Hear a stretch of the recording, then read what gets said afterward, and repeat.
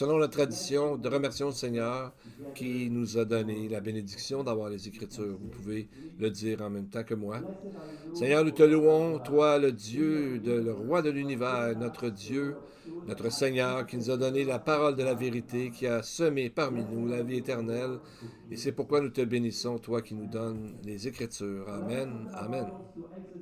Alors, nous sommes rendus au chapitre 20 de l'Exode, et après qu'on ait vu les 10 commandements dans les dernières études, l'Esprit maintenant va mettre l'emphase sur l'unité et l'exclusivité de Dieu et de la manière que nous devrions l'adorer, c'est-à-dire par la foi et avec respect et avec la crainte du Seigneur, avec le grand respect, la révérence envers Dieu. Et c'est là qu'il parle dans ces textes que nous allons voir, comment il devait construire les autels et où est-ce qu'ils amenaient leurs offrandes à Dieu. Au verset 25, il dit, tu ne bâtiras pas l'autel en pierre taillée, car en passant son ciseau sur la pierre, tu la profanerais. Exode 20, 25. Donc, il dit qu'en passant le ciseau, tu la profanerais. L'idée, c'est qu'Israël ne ferait pas comme les autres nations qui faisaient des idoles en pierre avec leurs ciseaux. Donc, l'idée, c'est de ne pas faire des dieux d'argent et des dieux d'or, verset 23, comme les autres peuples alentours. Parce que Dieu ne peut être approché que par la foi et rien d'autre, parce que notre salut est entièrement par la foi. Que ce soit dans l'Ancien Testament ou dans le Nouveau, l'important, c'est le point fondamental, c'est la foi. Et pourquoi les Israélites, on leur dit de ne pas utiliser le fer? Parce que les rabbins disaient parce qu'à travers le fer, les hommes ont créé des armes pour se détruire, alors que l'autel de Dieu sert à le sauver à travers les sacrifices, à travers la foi en Dieu. En plus, Dieu dit au verset 26 une explication pertinente. Tu ne monteras pas à mon autel par des degrés ou des marches, afin que ta nudité ne soit pas découverte. Mais le mot découverte ou la honte, c'est le mot herva. Et c'est le même mot quand on voit dans Genèse 3 qui parle de Satan. Le serpent était plus rusé que tous les autres animaux des champs. Le mot est rusé, c'est le même mot ici. Donc, c'est à dire que c'est un mot qui veut dire, dans le fond, d'être orgueilleux, malicieux, méchant. Et ça n'a pas aucune place où Dieu est. La même racine de mots est décrit lorsqu'on parle de la nudité d'Adam et Ève. Ça a à voir avec le fait qu'ils ont tombé dans la désobéissance, dans le péché. Alors le Seigneur ordonne qu'il n'y aura pas de marche pour monter l'autel, afin de se rappeler que c'est pas à force de monter des marches ou faire des œuvres qu'on arrive au salut, mais c'est par la foi. Et notre approche devrait être simple, avec la crainte du Seigneur et avec humilité. Et au verset 24, remarquez ici qu'il dit tes holocaustes. Verset 24, il s'adresse à lui personnellement, à nous personnellement. Il dit, tu m'élèveras un autel de terre sur lequel tu offriras tes holocaustes, tes sacrifices d'action de grâce, tes brebis et tes bœufs. Et le mot, en réalité, en hébreu, le mot tes est au singulier. Ça veut dire que ça parle à chacun de nous individuellement dans nos offrandes, dans ce que nous faisons pour rendre gloire à Dieu. Et rappelons-nous que qu'est-ce que le salaire nous donne quand c'est pas par la foi? Paul dit que le salaire du péché, c'est la mort. Donc, ce qui n'est pas le produit de la foi, et à travers aussi une offrande de sang, que quelqu'un doit mourir, un animal, et qui représentait Jésus qui viendra plus tard mourir pour nos péchés. Alors, c'est la base du sacrifice qui nous parle de ces autels-là. Au verset 24, on voit que ça parle d'un holocauste. Ça, c'est quand on brûlait et tout l'animal au complet était sacrifié. Cela pointe vers Jésus qui a complètement rempli parfaitement le sacrifice pour que la paix de Dieu tombe, nous soit apportée. Et les offrandes de paix, c'est c'est ce qui vient en premier comme première offrande. La Torah l'appelle Zeba Shelamim. Le mot Shelamim est à rapport avec le mot Shalom, qui est le mot paix, et aussi avec le mot Shelema, qui veut dire complet, rempli. Parce que la grâce de Dieu en Jésus, c'est quelque chose de parfait, complet, et plus rien n'a besoin d'être ajouté. C'est pas le salut de Jésus plus quelque chose. Jésus a tout fait. Le salut est parfait.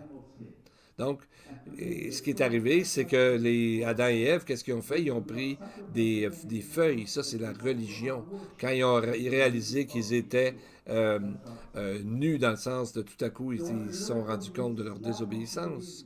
Alors ça, c'est la religion qui trouve une façon d'approcher Dieu. Mais on sait que dans l'histoire, c'est Dieu lui-même qui a tué un animal pour les couvrir. Donc, c'était la première fois qu'un animal mourait pour couvrir le péché. C'est ce que Jésus a fait à la croix. Il a été là pour couvrir le péché de tout le monde. Qui l'approche par la foi aura la vie éternelle. Et donc, on vient de terminer, dans le fond, le chapitre merveilleux des 10 commandements. Et ce qui suit est intéressant et même assez fascinant.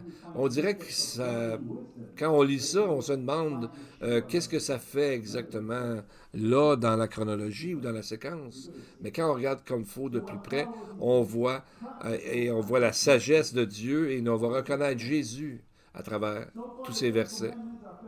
Jusqu'à maintenant, les 10 commandements, c'est assez facile à comprendre. C'est tu dois et ne dois pas faire. Tu ne dois pas commettre de meurtre. Tu ne dois pas convoiter, etc. Mais comment ça s'applique dans la vie de tous les jours? On a vu comment Jésus a dit que lui ajoutait, pas ajoutait, mais il a dit les anciens vous ont dit telle chose. Moi, je vous dis que le meurtre commence où? Par la haine dans le cœur. Et l'adultère commence où? À travers les pensées qu'on entretient dans notre tête. Et on voit ici qu'on est appelé à mettre en pratique la loi. Et c'est ce que le premier verset nous dit, Exode 21:1.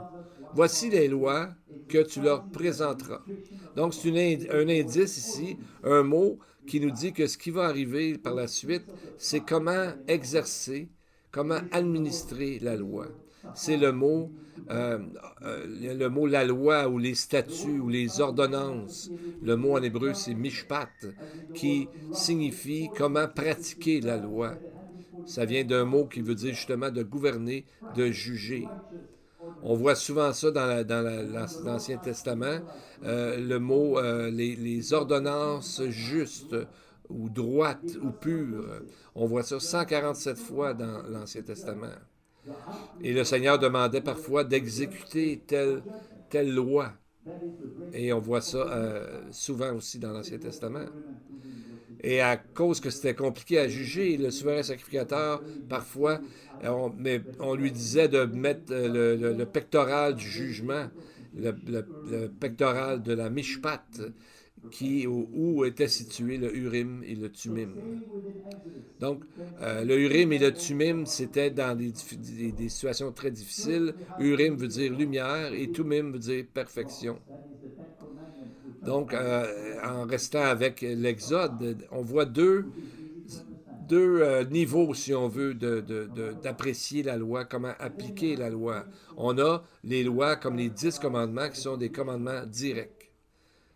C'est comme un signal de stop sur la rue ou d'arrêt. C'est facile à comprendre. Ça dit d'arrêter quoi qu'il arrive. Est-ce que vous connaissez la différence entre un panneau d'arrêt et un panneau de céder?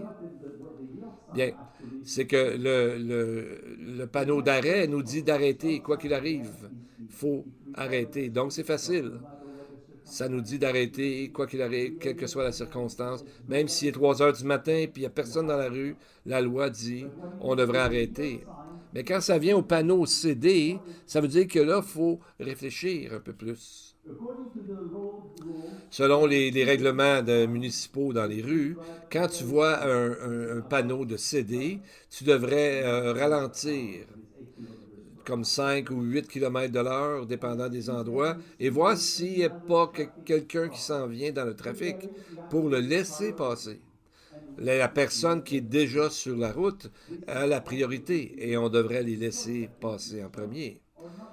Donc, ce panneau nous donne le choix d'arrêter ou non.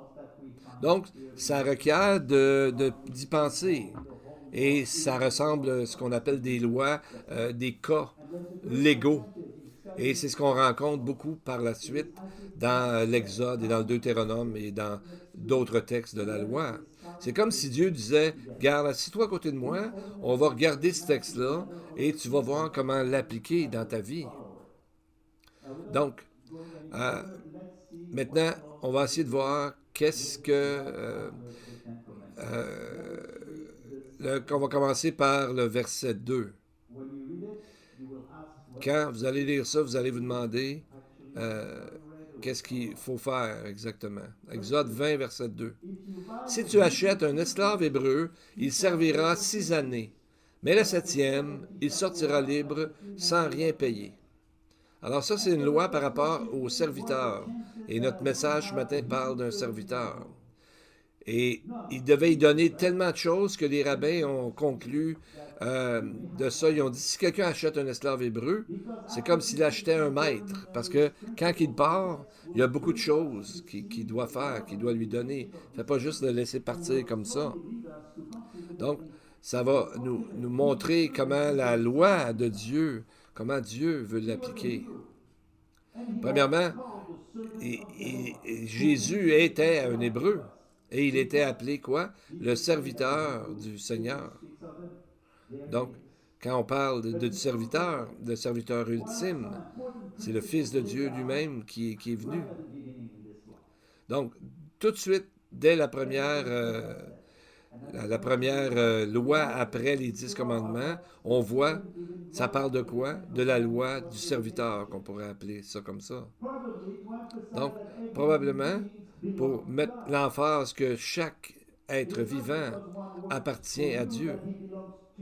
Donc, c'est pas parce que quelque chose j'ai à ma possession qui m'appartient. Parce que tout appartient à Dieu, dans le fond. Donc, après avoir lu cette loi, hein, on est obligé de se dire, bien, c'est important notre façon d'agir lorsqu'on a un esclave ou un esclave hébreu. En fait, cette loi est pour montrer comment l'homme, mettre au niveau de l'importance de ce que Dieu dit, qu'il a été créé à l'image de Dieu. L'humain est créé à l'image de Dieu. Donc, les textes légaux dans la loi sont là pour protéger les humains contre l'abus, la maltraitance et l'exploitation. Donc, si la personne n'avait rien à payer après, vous savez, la loi requiert que le serviteur soit libéré après 6 ans ou moins. Parce que s'il était embauché, mettons, la 4e année, lorsqu'il arrivait à la 7e année, il pouvait quitter sans payer. Et parce que c'était là, à ce moment-là, ce qu'il avait à payer. Parce que souvent, les gens étaient pauvres. Et c'est pour ça qu'ils se donnaient comme esclaves, qui étaient comme des employés. Mais c'était pas pour la vie, c'était pas pour les maltraiter. Donc, que ce soit 6 ans ou 2 ans, lorsqu'arrive la 7e année, selon le calendrier biblique, bien, il fallait le laisser aller, mais il s'en allait pas les mains vides. Dans un autre passage de la loi, dans Deutéronome 15, il nous est dit quoi faire lorsque on renvoie, on libère finalement un esclave hébreu. Verset 13. Et lorsque tu le renverras, l'esclave hébreu, libre de chez toi, tu ne le renverras pas à vide. Tu lui feras libéralement des présents de ton menu bétail, de ton aire, de ton pressoir, de ce que tu auras par la bénédiction de l'Éternel ton Dieu acquis. Voyez-vous, le mot, il n'est pas toujours dans toutes les traductions, c'est le mot libéralement. C'est le même mot en hébreu que le mot coup. C'est non seulement qu'il pouvait amener tout ce qu'il pouvait amener dans ses mains, mais on aurait pu acheter. C'est comme si on lui disait d'ajouter des choses dans son cou. Et le mot ranak, il est mentionné 2 fois pour mettre l'emphase. C'est comme s'il disait, tu vas lui fournir alentour du cou qui est répété, de tes biens, de tes bétails, etc. Donc, c'est comme on dit des fois, une façon de parler, tu vas lui en donner jusqu'au cou, tu sais, jusqu'à temps qu'il soit rempli vraiment. On voit comment Dieu prend soin des humains dans la loi. La loi n'est pas pour faire mal à l'humain, mais pour le protéger. Donc, euh, il appelle aussi, le serviteur est appelé ton frère, lorsque ton frère veut s'en aller. Donc, et une femme, maintenant, elle ne pouvait pas s'en aller après 6 ans. Pourquoi? Verset 7. Si un homme vend sa fille pour être esclave, elle ne sortira pas comme sortent les esclaves. Il y en a qui vont dire, ben c'est pas juste. Pourquoi qu'on laisse l'homme aller, mais pas la femme? La loi explique dans les versets suivants. Elle a 2 choix à ce moment-là, cette femme-là. Elle pouvait rester si un des fils de la famille où elle était esclave la marie. Sinon, elle devient à ce moment-là partie de la famille. Sinon, elle doit être rachetée par sa famille à elle. Donc, sa famille à elle la prend en charge. Quelle est la différence? Probablement parce que le Seigneur ne voulait pas qu'elle s'en aille dans la rue par elle-même. Elle n'avait aucune protection, elle n'avait plus de mari, elle n'avait plus d'employeur, elle n'avait plus été esclave de personne. Ça aurait été dangereux pour elle de s'en aller comme ça dans la rue. Il aurait pu devenir vraiment être abusé par plein de gens mal intentionnés. Donc, cette loi est là pour la protection de la femme. L'homme peut s'en aller, il va se trouver du travail, etc. Mais la femme pourrait être mise en danger. Alors Dieu la protège par cette loi-là. Maintenant, si l'homme est marié, mais puis il y a des enfants, la loi dit, ben toi, l'homme, tu pourrais t'en aller si tu veux, mais pas les enfants. Pourquoi? Sûrement encore pour les protéger. Lisons les versets 4 et 5. Si c'est son maître qui lui a donné une femme, et qu'il en ait eu des fils ou des filles, la femme et ses enfants seront à son maître, et il sortira seul. Si l'esclave dit, j'aime mon maître, ma femme et mes enfants, je ne veux pas sortir libre. Donc cette loi est là pour la protection de la famille. Si l'homme prend sa nouvelle famille dans le monde, comment est-ce qu'il pourrait s'en occuper? Il n'y a pas de maison, il n'y a pas rien, ben là, sauf que ils vont lui donner des cadeaux, mais ça ne lui redonne pas sa famille. Et sûrement qu'il n'y aura pas assez d'argent pour voir pour eux autres. Donc la loi dit, la famille reste à l'endroit où ils étaient, comme ça ils sont protégés. Et l'homme, lui, pourrait s'en aller et travailler, puis peut-être se retrouver à une autre maison, etc. Mais il peut décider de rester là, avec sa famille, chez ce maître-là. Et qu'est-ce qu'il arrive si le serviteur décide de rester? Quelque chose qui semble un peu étrange, inhabituel, mais qu'on voit nulle part ailleurs. On voit ça dans aucune autre des nations à ce moment-là. Alors, au verset 6, s'il décide de rester là, alors son maître le conduira devant Dieu, il le fera approcher de la porte ou du poteau, et son maître lui percera l'oreille avec un poinçon, et l'esclave sera pour toujours à son service. La question c'est pourquoi ce rituel-là, au juste?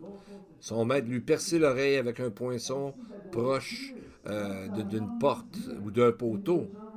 Et le mot percer en hébreu, c'est le mot raza, qui est seulement utilisé ici et dans Deutéronome 15, qui est un texte parallèle pour cette occasion. Et il y a quelque chose par rapport à la porte ou le poteau. La dernière fois que ça a été mentionné, la porte ou le poteau, c'était quand? À la Pâque, lorsqu'ils ont quitté l'Égypte.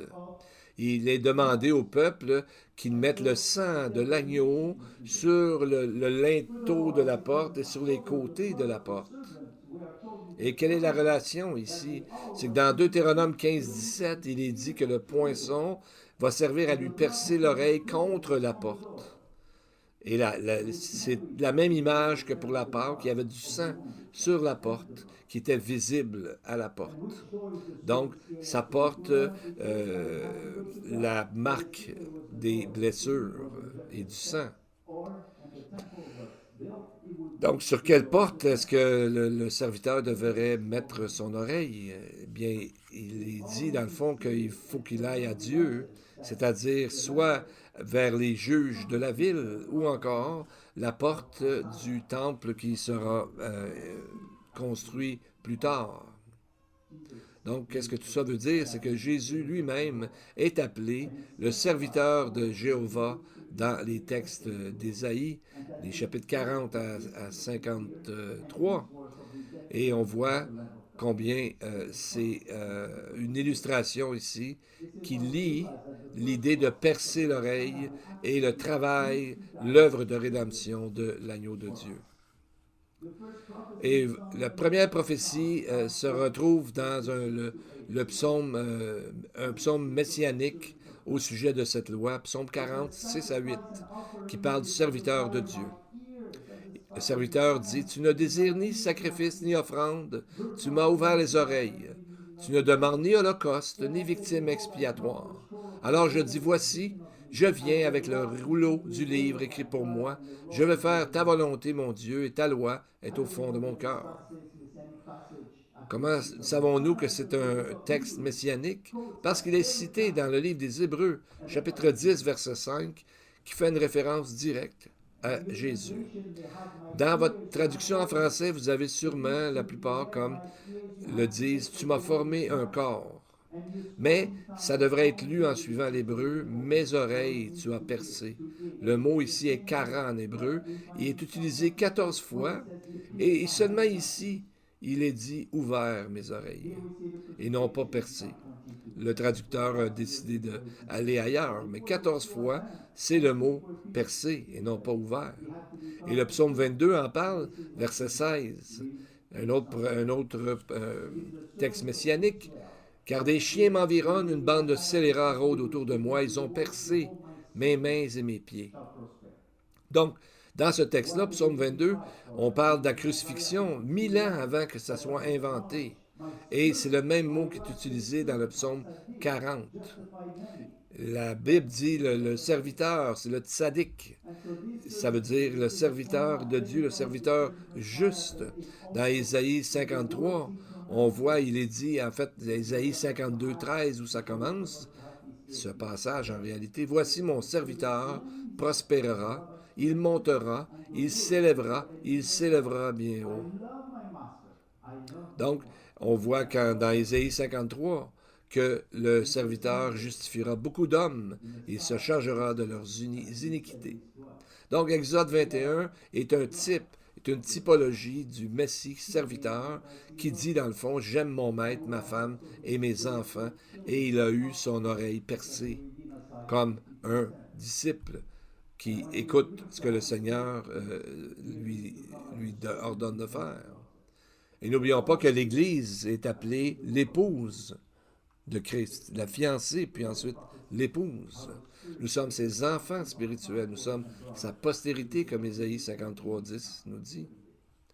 Et lisons dans Hébreu, qui fait un commentaire sur le psaume 40 pour l'expliquer. Hébreu 10, verset 5. C'est pourquoi Christ, entrant dans le monde, dit, tu n'as voulu ni sacrifice, ni offrande, mais tu m'as formé un corps.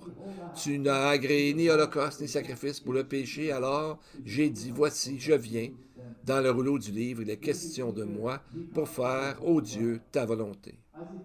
Ici, le mot oreille, dans le fond, tu m'as formé un corps, ça devrait être tu m'as ouvert, percé. L'oreille, ça signifie le corps en entier. Comme si le serviteur, le Messie, en acceptant de venir dans ce monde, était d'accord pour donner son corps en entier comme sacrifice, étant comme l'agneau de Dieu, comme les textes nous le disent. Et dans Ésaïe 22, on voit que l'Éternel, ce texte, Ésaïe dit, l'Éternel des armées me l'a révélé. Le me l'a révélé, ici, c'est le mot oreille. Donc l'Éternel des armées l'a dit dans mon oreille. Alors on voit que quand l'oreille est percée, ça veut dire que le serviteur se donne tout entier à son maître. Et on voit la progression à partir des portes de la maison des Israélites à la porte du temple et jusqu'aux portes du ciel. Et qu'est-ce qu'on voit aux portes du ciel? Le livre de l'Apocalypse parle de 12 portes au ciel et qui chacune sont une perle. Et comme on a vu dans nos études de l'Apocalypse, la perle est le seul animal qui donne un joyau, si on veut, sans que l'homme le coupe avec des couteaux, comme des ciseaux, comme on a vu tantôt, mais à cause de la souffrance de l'animal qui a un grain de sable ou une autre particule qui rentre. Alors, il fait une perle pour couvrir tout ça. Alors, c'est une belle illustration du salut en Jésus-Christ et que nous sommes, qui, à cause de nous, le serviteur s'est laissé percer l'oreille, façon de parler, pour nous sauver. Et dans Exode 6, quand l'oreille est percée, il est dit que le serviteur va rester chez son maître pour toujours. C'est le mot le rolam en hébreu. Donc, le rolam, c'est pas l'éternité, c'est une période de temps définie qui est très long, mais le choix de mots ici pour nous montrer que, nous rappeler que le salut a été donné et acquis par Jésus-Christ, le Messie. Donc, pour maintenant ce qui est de juger certains cas, quand les Israélites avaient des difficultés à juger certaines situations, ils avaient Dieu qui demeurait dans le tabernacle et il y avait Moïse qui pouvait y aller demander à Dieu quoi faire dans certaines situations qui étaient trop difficiles. Mais qu'en est-il pour nous aujourd'hui? Comment pouvons-nous juger des circonstances difficiles? Bien, premièrement, nous avons quoi? La parole. La parole nous enseigne la volonté de Dieu. En plus, on a quoi? La prière. Et on a toujours la promesse que Dieu va être avec nous lorsque nous allons être dans une situation difficile. Et Jésus a promis de nous aider dans nos difficultés. On a une promesse qui est dans un chapitre qui a rapport avec la justice et le jugement dans les églises de Dieu. On trouve ça dans Matthieu 18. Et on croit, c'est comme si à ce moment-là, il n'y avait plus de Urim et de Thummim. Et Jésus leur dit, là où 2 ou 3 sont assemblés en mon nom, je suis au milieu d'eux. Donc, ça fait une promesse pour dire que quand c'est trop difficile de prier et donc les anciens, les responsables de l'Église doivent se tourner vers Dieu pour avoir une réponse, comment gérer cette chose difficile. Jésus a dit dans le verset 18, « Je vous le dis en vérité, tout ce que vous lirez sur la terre aura été lié dans le ciel, et ce que vous délirez sur la terre aura été délié dans le ciel. » La plupart des versions, je ne sais pas pourquoi, disent sera. Ce que vous lirez sur la terre sera lié dans le ciel, mais il n'y a rien sur la terre qu'on peut faire c'est pas nous qui décidons ce que le ciel ensuite devra faire. Donc, pour une raison qu'on ne sait pas encore, mais ça a été mal traduit, c'est que vraiment, ça dit ce qui ça aura déjà été lié ou délié dans le ciel. Et à ce moment-là, on aura la réponse.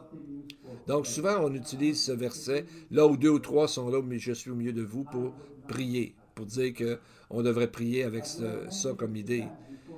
Moi, je ne le ferai pas. Parce que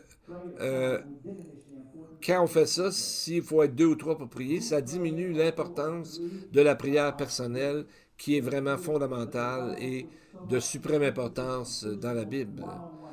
C'est bon d'avoir des groupes de prière de 2 ou 3, mais la Bible met encore plus d'emphase sur la prière personnelle, d'être un à un avec Dieu, soi-même seul avec Dieu. En fait, Jésus compare les deux façons de faire dans Matthieu 6, 5 et 6. après avoir reproché à ceux qui aiment à prier debout pour être vus des hommes. Dans le verset suivant, il dit, mais toi, quand tu pries, entre dans ta chambre, ferme ta porte et prie ton Père qui est là dans le lieu secret, et ton Père qui voit dans le secret te le rendra. C'est là que la prière doit commencer. Mais toi, quand tu pries, va dans ta chambre personnelle et sans les distractions et tout ça. Donc, on pourrait dire que avant d'aller prier en communauté avec d'autres mondes, on devrait d'abord prier, avoir une vie de prière avec Dieu chez nous. On va conclure avec une belle image d'un serviteur qu'on va trouver dans le Nouveau Testament. C'est le livre de Philémon. Un petit livre, je pense qu'il y a 24 versets en tout. C'est une histoire très touchante. Je vous dis, vous devriez lire ça. C'est une histoire d'un serviteur, d'un esclave, un serviteur, qui s'appelait Onésime, qui a volé, il a volé quelque chose à son maître et s'est sauvé. Il s'est sauvé très loin jusqu'à temps qu'il rencontre qui? L'apôtre Paul, qui lui a parlé de l'Évangile. Et Onésime est devenu un croyant en Jésus, Christ, le Messie. Et c'est arrivé ça alors qu'Onésime a aidé Paul qui était prisonnier. On pense que c'était à Rome. Mais ce n'est pas tout. Ce qui arrive, c'est que la personne qui possédait, si on veut, son patron, s'appelait Philémon. Et non seulement c'était un croyant dévoué, mais toute sa maison, pardon, contenait une église. Et ce Philémon a connu le Seigneur à travers l'apôtre Paul. Donc, il n'y a aucune coïncidence avec Dieu. Le serviteur se sauve de son maître. Paul l'amène au Seigneur, comme on dit, et son maître était déjà quelqu'un de croyant que Paul avait amené au Seigneur, amené à la foi. Donc, Paul est en train de lui dire la bonne chose à faire, mais il s'y prend de façon vraiment diplomatique et en même temps avec beaucoup d'amour. Et c'est vraiment une lettre, c'est vraiment comme un chef-d'œuvre lorsqu'on regarde ça, la manière que Paul fait son approche. Et il dit qu'il a écrit avec ses propres mains, au verset 19 du livre de Philémon, parce que habituellement, on dictait les lettres à quelqu'un qui les écrivait pour nous. Mais cela démontre comment c'était important ce sujet-là pour lui, donc il a décidé d'écrire lui-même à Philémon. Il dit que, verset 12, il parle de Onésime, il dit, je te le renvoie, lui, mes propres entrailles. C'est comme s'il disait, sois pas choqué contre lui, il est maintenant mon fils spirituel, je l'ai conduit dans la foi au Seigneur. Et au verset 15, il dit, peut-être a-t-il été séparé de toi pour un temps, afin que tu le recouvres pour l'éternité. C'est intéressant ici, le mot l'éternité, c'est un mot qui est habituellement utilisé pour l'éternité, pour le mot perpétuellement, comme on a vu dans Exode 21, 6, qui va l'avoir pour toujours comme serviteur. Et Paul a dit, si tu as fait quelque chose, mets-le sur mon compte. Mais comment Paul aurait pu le payer? Paul n'a pas d'argent. Mais il lui dit à la fin, dans le fond, c'était pas vraiment... il dit, oui, tu pourrais me le faire payer, mais il dit, pour ne pas te dire que tu te dois moi-même à toi. C'est comme s'il avait dit, moi, je t'ai parlé de l'Évangile, tu es devenu croyant, et tu m'en dois un peu à cause de ça. Donc, tu devrais le comprendre comme j'ai déjà payé pour ce que je te demande. Donc, c'est un très bon argument. Donc, on voit que l'important, c'est que les deux ont montré beaucoup d'humilité et je suis certain que Philémon, Paul et Onésime étaient en accord et ont béni le Seigneur à travers ce qui leur est arrivé parce que Dieu, c'est lui qui dirige toutes choses. Alors, courbons nos têtes et prions pour remercier le Seigneur. Now, Heavenly Father, teach us to be like you. Mold us into your image. Teach us to love. You are the God who sanctifies. So we ask that you work in us what is pleasing to you, just like you work in the heart of that servant. in the heart of Philemon, and encourage our hearts in your ability to bring us to maturity, both as an individual and as a congregation, because today, Lord, again, we want to be lost in you. Teach us, everyone here, and do not let any of us lose our first love. Revive us, sanctify us, allow us, and let your Holy Spirit saturate every faculty, subdue every passion, so that we can be servants of yours and bless this world. And all this we pray in the name of Yeshua. And to the congregation, the Lord bless you and keep you. The Lord make his face shine upon you and be gracious to you. The Lord lift up his countenance upon you and give you peace. May the Lord bless you all. Amen and amen. Oh, Jerusalem.